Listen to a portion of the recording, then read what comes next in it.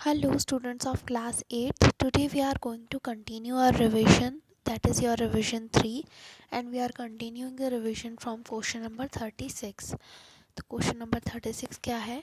Describe the place Harold was born. What kind of nature did Harold's parents have? Harold का birth किस place पर हुआ था और हैरोल्ड के पेरेंट्स का नेचर कैसा था? Harold was born in a weather-beaten hollow which had strong walls of earth, stick, and dung. In the center of the wall was a hole through which Harold's father could chat with his wife. Harold's mother was the most careful of wives and his father was an easygoing person. Harold का birth हुआ था weather beaten मतलब मौसम की वजह से ख़राब होने वाले एक गड्ढे में, जिसकी वॉल्स जो थी वो स्ट्रॉन्ग अर्थ की मतलब मिट्टी की स्ट्रॉन्ग वॉल्स थी, स्टिक और डंग की थी मतलब मिट्टी और जो पत्थर होता है, और डंग मतलब गोबर, तो इन सब की वॉल्स थी, स्ट्रॉन्ग थी। और वॉल के सेंटर में एक होल था, एक गड्ढा था, जहाँ पर हैरोल्ड के फादर अपनी वाइफ से आकर बातें कर लिया करते थे। हैरोल्ड की मदर वाइफ्स में से सबसे केयरफुल थी और उसके फादर एक इजी गोइंग पर्सन थे। Where did the merchants displayed their wares? Merchants ने अपने सामानों को कहाँ पर डिस्प्ले किया था? The merchants have displayed their wares in the bazaars of Hyderabad. Hyderabad के बाजार्स में मर्चेंट्स ने अपने सामान को डिस्प्ले किया था। What were the item sold by weight in bazaar? बाज़ार में वेट से कौन से आइटम्स बेचे जाते थे? The items sold by weight in bazaar were saffron and rice. Saffron और राइस को बाज़ार में वेट से बेचा जाता था। What is the meaning of word scabbard in the line scabbards of the gold for the king? तो scabbard का मतलब क्या होता है? स्वॉर्ड के लिए cover, cover for sword. The meaning of scabbards here is cover for sword. Sword मतलब क्या होता है? तलवार, तलवार के लिए कवर होते थे, ठीक है, उनको स्कैबार्ड्स बोलते थे। What is the purpose of chaplets? Chaplets का पर्पज़ क्या होता था? The purpose of chaplets were to decorate a bridegroom's bed. Bridegroom's bed, ये दुल्हन का बेड सजाने के लिए चैपलेट्स का यूज़ किया जाता था। What were the items that were gold Smiths put on cell? कौन से आइटम्स गोल्ड स्मिथ्स मतलब जो जौहरी होते हैं वो सेल में सेल के लिए रखते थे? The goldsmiths put on sale wristlet, anklet and rings, girdles for dancers, scabbard for king and bells for the feet of blue pigeons।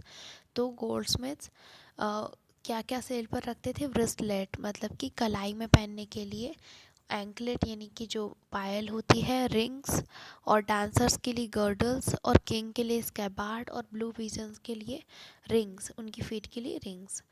What do flowers girls weave? What are flowers used for both happy and sad occasion? The flower girls weave tassels of blue and red color। Flowers girls क्या weave करती थी, क्या बुनती रहती थी? Red और blue colour के tassels, blue colour flower के टैसल्स बनाती थी, मतलब चादर टाइप की बनाती थी। The flowers are use for both happy and sad occasion. Flowers happy और सैड दोनों ओकेशंस के लिए यूज़ में आते थे। The flowers are use to make crowns and garlands of marriage ceremonies.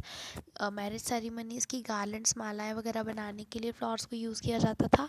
And chaplets are made to decorate the bed of bride groom. दुल्हन के bed को सजाने के लिए चैपलेट्स का यूज़ किया जाता था। While flowers are also use to make sheets to cover the dead bodies. Dead bodies को कवर करने की शीट के जैसे भी उनको यूज़ किया जाता था। 43 कंजक्शन। तो अब आपके 42 क्वेश्चंस कंप्लीट हो गए हैं स्टूडेंट्स। अब ग्रामर पोर्शन में आपके 5 सेक्शंस हैं। फर्स्ट सेक्शन है कंजक्शन, जो आपको चैप्टर 1 में पेज नंबर 8 से 10 पर मिलेगा आपकी कोर्स बुक में, और आपको कंजक्शन के पूरे कॉन्सेप्ट के साथ में प्रैक्टिस बुक के क्वेश्चंस भी करने हैं। नेक्स्ट है आपका टॉपिक प्रीफिक्स एंड सफिक्स। ये भी आपका चैप्टर 1 का ही है, वर्ड पावर का, जो कि आपको पेज नंबर 23 और 24 पे मिलेगा। नेक्स्ट है आपका एडजेक्टिव्स। तो एडजेक्टिव्स आपका चैप्टर 2 में मिलेगा, degree of comparison, adjectives and adverbs आपको लर्न करने हैं कोर्स बुक में पेज नंबर 37 से 40 तक, और इसकी प्रैक्टिस बुक के कंसेप्ट्स भी आपको लर्न करने हैं। नेक्स्ट टॉपिक है प्रोनाउंस। तो प्रोनाउंस भी आपको कोर्स बुक के पेज नंबर 55 पे मिल जाएगा। और डिटर्मिनर्स नेक्स्ट टॉपिक है, जो कि आपको पेज नंबर 67 पे मिल जाएगा। राइटिंग स्किल में आपका आएगा बेटा ऐसे राइटिंग। तो ऐसे डिस्क्रिप्टिव ऐसे हमने रिवीजन 2 में पढ़े हैं, वही डिस्क्रिप्टिव ऐसे आपको लर्न करने हैं। डिस्क्रिप्टिव ऐसे ऑन एनी पर्सन और एनी थिंग। तो कोर्स बुक में पेज नंबर 41 से 44 तक आपको मिल जाएगा ये भी। और एक और आपका आएगा अनसीन पैसेज। इनके अलावा आपके और कोई क्वेश्चन नहीं बनेंगे। तो अनसीन पैसेज भी आपको करना है और ऐसे राइटिंग भी आपको लर्न करना है। तो ये जो 5 टॉपिक्स ग्रामर के थे वो आपको just for review, just look at this topics. First है आपका simple and compound and complex sentences.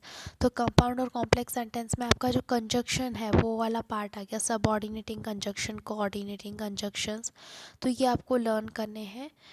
इसमें आपके क्वेश्चंस कैसे आ सकते हैं, जो आपको लेट्स ट्राई में क्वेश्चंस दिए हुए होते हैं, इस टाइप के क्वेश्चंस आपको मिल सकते हैं कि दो आपको लाइंस दे देंगे और उनको कंजक्शन से ऐड करना है, कोऑर्डिनेटिंग कंजक्शन से। तो इस टाइप के क्वेश्चंस आपको मिल सकते हैं।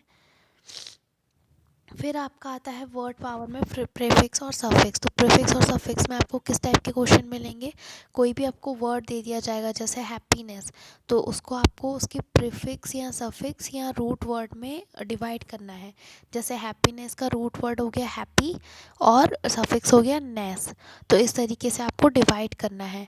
ऐसे कुछ वर्ड्स आपको दे दिए जाएंगे। ज़रूरी नहीं है कि आपको लेट्स ट्राई एक्सरसाइजेस में से ही मिले, आपको प्रैक्टिस बुक में से भी मिल सकता है, कोर्स बुक के एग्जाम्पल में से भी मिल सकता है। बिल्डिंग ब्लॉक्स में आपका थर्ड टॉपिक है एडजेक्टिव्स एंड एडवर्ब्स। तो ये आपको चैप्टर 3 में मिलेगा, डिग्री ऑफ कंपैरिजन। इसमें आपको डिग्री ऑफ कंपैरिजन जो 3 डिग्रीज होती हैं वो 3 डिग्रीज के यूजेस लर्न करने हैं। उनके यूजेस क्या हैं, पॉजिटिव फॉर्म में पॉजिटिव फॉर्म हमेशा वेरी के साथ में लगती है, और पॉजिटिव फॉर्म मतलब कि जो मेन वर्ड रहता है वही लगता है, ठीक है। और वो सिंपल सेंटेंसेस में जनरल में यूज़ होती है, जहाँ पर दो चीज़ों को कंपैरिजन किया जाता है। कंपैरेटिव फॉर्म में दो चीज़ों को कंपेयर किया जाता है, तो दो चीज़ों को कंपेयर करने के लिए हम लोग देन लगाते हैं। तो दो पर्सन या दो ऑब्जेक्ट्स के बीच में कंपैरिजन करते हैं तो हम कंपैरेटिव फॉर्म का यूज़ करते हैं। और जब एक से ज़्यादा के बीच में किसी एक स्पेशल का कंपैरिजन करते हैं तो हम सुपरलेटिव फॉर्म का यूज़ करते हैं। इसका यूज़ कब होता है, जब द आ जाए, द के साथ में सुपरलेटिव फॉर्म यूज़ में आती है, ठीक है। तो इसके क्वेश्चंस आपको कैसे बन जाएंगे, इसमें आपको फिल इन द ब्लैंक्स दे सकते हैं इस तरीके से। और ब्रैकेट में आपको आ जाएगा कौन सी एडजेक्टिव्स लगेगी उस वर्ड की, तो वो आपको लिखना है। ये आपको प्रैक्टिस बुक के क्वेश्चंस भी आ सकते हैं। नेक्स्ट टॉपिक है आपका प्रोनाउन। तो प्रोनाउन में भी आपको फिल इन द ब्लैंक्स ही आएंगे। प्रोनाउन क्या होता है, जो नाउन की प्लेस ले ले वो होता है प्रोनाउन। तो 3 टाइप के प्रोनाउंस हैं, वो भी आपको यहाँ पर लर्न करने हैं, जो यहाँ पर अभी आपको इस कोर्स में बताया है। तो 3 टाइप के प्रोनाउंस है, reflexive, empathetic and reciprocal pronoun. तो ये 3 टाइप के प्रोनाउंस आपको अच्छे से पढ़ने हैं और आपको फिल इन द ब्लैंक्स मिलेंगे, उसमें से एनी 2 में से 1 ऑप्शन आपको सिलेक्ट करना है। और लास्ट टॉपिक है आपका डिटर्मिनर, चैप्टर 5 का। तो चैप्टर 5 का जो डिटर्मिनर टॉपिक है उसमें आपको डिटर्मिनर्स के यूजेस लर्न करने हैं, और इसमें भी आपको फिलिप्स टाइप क्वेश्चंस आ जाएंगे, और फिलिप्स में आपको डिटर्मिनर अच्छे से फिल करना है, अप्रोप्रिएट डिटर्मिनर कुछ इस तरीके से। इसके बाद में बेटा आपको अनसीन पैसेज आएगा और डिस्क्रिप्टिव ऐसे राइटिंग स्किल में आएगा, ठीक है। तो आपको ये सारे ही अच्छे से लर्न करने हैं, ग्रामर पोर्शन पूरा अच्छे से करना है, और क्वेश्चन आंसर सारे बहुत अच्छे से करने हैं। उसमें आपको फिल इन द ब्लैंक्स और चूज़ द करेक्ट ऑप्शन भी बनेंगे, जो आपको क्वेश्चन आंसर करवाए हैं 42 तक, 1 से 42 तक। इसी में से आपको बुक में से फिल इन द ब्लैंक्स बनेंगे, चूज़ द करेक्ट बनेंगे, इसी में से क्वेश्चन आंसर आएंगे। तो आपको ये बहुत अच्छे से लर्न करना है अपनी कॉपी में राइट करके। Okay students, all the best.